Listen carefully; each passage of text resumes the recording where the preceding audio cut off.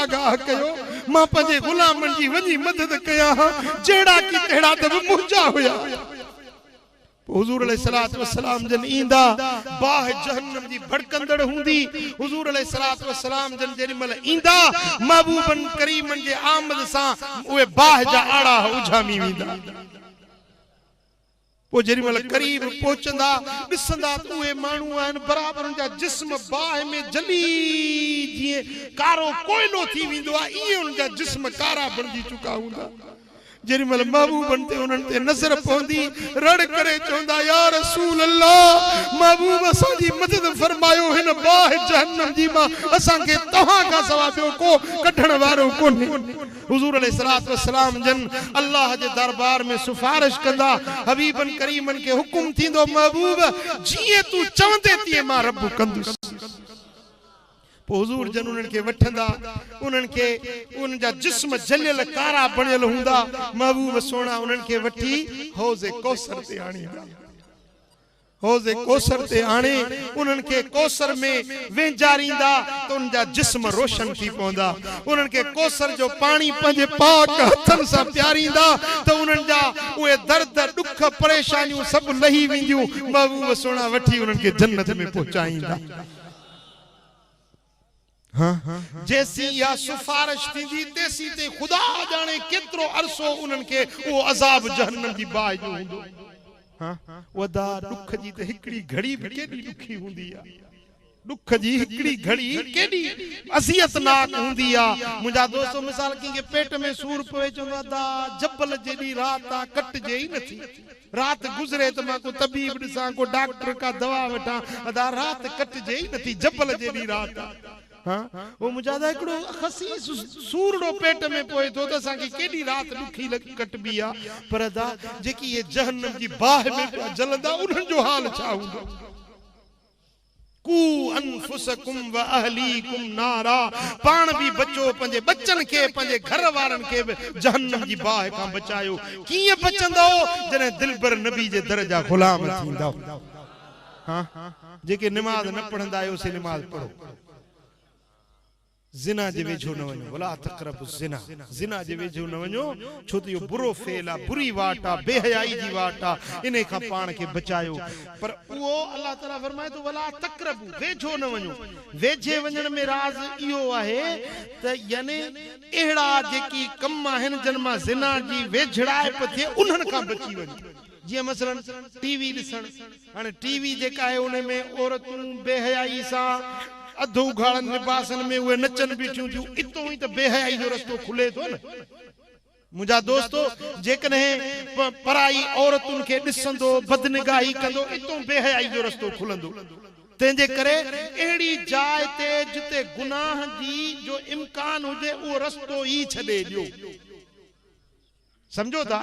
जिते समझो था तो शैतान गुमराह कंदो नफ्स मुते मता हमलो करे वो पासो वो वाट ही चले दियो हिकड़ा वरी मोबाइल उन में भरियूं वेठा आहिनि रखियूं के माइन जा तस्वीरूं के फोटू के वरी ये वीडियो जो क्लिपूं ये भी रखियूं वेठा आहिनि हिते भी वेठा तो चो तो मां उथारे ॾेखारियां धनार के पंजे धन जी खबर हुंदी आ हाने ए बकेंजा मा खोलिया वेही मेहरबानी कयो ये छडियो बेहयाई जा कम छडियो गुनाह जा कम छडियो नेक ऐं सालिह सच्चा फकीर बणजो मुंजा दोस्तों जेकने तवा नेकी वारे रस्ते ते हलंदो इंशाअल्लाह ताला तवा के दुनिया आखिरत जी रब भलाई कामयाबी नसीब कन पर इयो जेको 24 कलाक शैतान जी जंग न सही 24 कलाक छा था समझो 24 कलाक शैतान जी जंगा हिते अचो था हिकड़ी रात बाकी 29 रातों तो शैतान वो गड्ढ थो हले न पियो वो तो पंजो कारनामो ॾेखारींदो कन न समझो था त हाणे उन्ने दुश्मन खां बचण जे लाए कुछ तदारुक कजे या न कजे बचण जी का तदबीर कजे या न कजे बस ता बटन ॼणन के खपे त दुश्मन का बचण जे लाए का तदबीर कजे या न कजे हां वो तदबीर सिखंदो पक्का था चो जी पो तवा के दावत अर्ज रखा तो रमजान शरीफ बस मथो आयो खड़ो आहे। रमजान शरीफ जा पहरिया 10 ॾींहं मां तव्हां खां तव्हां जे जिंदगी जा 10 ॾींहं घुरां तो मूंखे ॾियो। ॾींदो ॾींदो 10 ॾींहं पंहिंजे जिंदगी जा 10 ॾींहं रमजान जो पहिरियों ॾोह मूंखे ॾियो। हिन मस्जिद में हिते इंशाअल्लाह ताला हिकिड़ो तरबियती प्रोग्राम थींदो तो शैतान का किए बचजे, नफ्स का किए बचजे, गुनाहन का गुमराही का किए बचजे, पंजो नमाज इबादत जिक्र फिक्र किए कजे, अल्लाह जो कुर्ब किए हासिल कजे, अल्लाह जे वलियन की जिंदगी किए हुंदी आ, वलियन जो रातियों किए गुजरंदियूं आहिनि, उन्हनि जा ॾींहं किए गुजरंदा आहिनि। इन जे लाइ मुकम्मल हिकिड़ो तव्हां खे तरबियत ॾिनी वेंदी इंशाअल्लाह। 10 ॾींहनि में 10 सालनि जेतिरो इल्मु तव्हां खे रब नसीब कंदो। फिकी मसाइल, अकीदे जा मसाइल, इन सां गॾु अमर बिल मारूफ नही अनिल मुनकर ऐं हुकूकुल्लाह हुकूकुल इबाद, उथण वेहण खाइण पीअण हलण घुमण जिंदगी गुजारण जो शरई सुन्नत वारो तरीक़ो इंशाअल्लाह ताला इहो सेखारियो वेंदो। 10 ॾींहनि जो तरबियती प्रोग्राम। महीनो भी भलो हुंदो, वरी मौसम भी माशाअल्लाह मातली जी भली आ, समझो था, मौसम भी भली आ ऐं साथ भी भलन जो हुंदो, जाय भी भली हुंदी, दरबार भी भली हुंदी, महीनो भी भलो हुंदो, पो भला माण्हू ईंदा। समझो था, या 10 ॾींहनि जी दावत मुंहिंजी खुदा वास्ते जी क़बूल कयो। हुज्जत समझो, हुकुम समझो, अर्ज समझो, पर गाल मञणी पवंदा। समझो था, ऐं मां तव्हां सभिनी खे दावत ॾियां ऐं औरतुनि जे लाइ पर्दे जो इंतजाम पाए, उन्हनि जो बि बाक़ाइदे सां महफ़िल औरतुनि जी बि इन में शिरकत हूंदी, पर्दे सां गॾु औरतूं बि शरीक हूंदियूं। मुंहिंजा दोस्तो, त उन्हनि जे लाइ न्याणियुनि बच्चनि खे बि दीन सेखारणु ज़रूरी आहे न, उन्हनि जो बि हक़ आहे न। इन जे लाइ तव्हां खे इहा बि दावत हुजे फ़क़ीरनि फ़क़ीरियाणियुनि सभिनी खे इंशाअल्लाह।